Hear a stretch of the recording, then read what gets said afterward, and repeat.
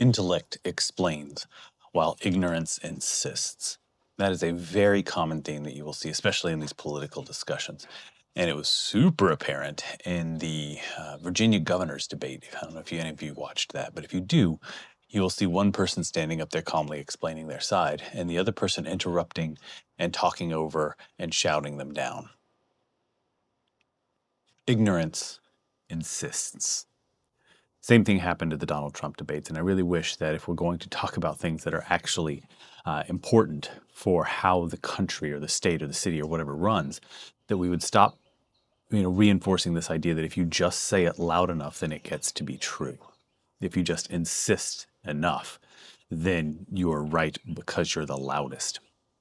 Now, this was actually pretty evident in one of the Charlie Kirk things. When he went over to King's College and he was sitting there and he was saying that he didn't think that there was any country ever in the history of any time, any empire, anything, that had legal gay marriage, right? And so he was very insistent upon this. And this kid came up and explained to him that ancient Mesopotamia had it. And he was like, no, no, no, no, no. But where gay marriage was legal, not just gay relationships. And this kid's like, yeah, ancient Mesopotamia.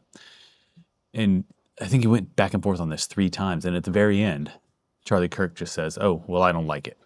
And that was the first honest thing that he said. Because it's one thing to say that, you think that gay marriage should be illegal because it has never worked in the history of any time or it causes, societal downfall or whatever. Sure. But it's an entirely different thing to say, I think gay marriage should be illegal because I don't like it.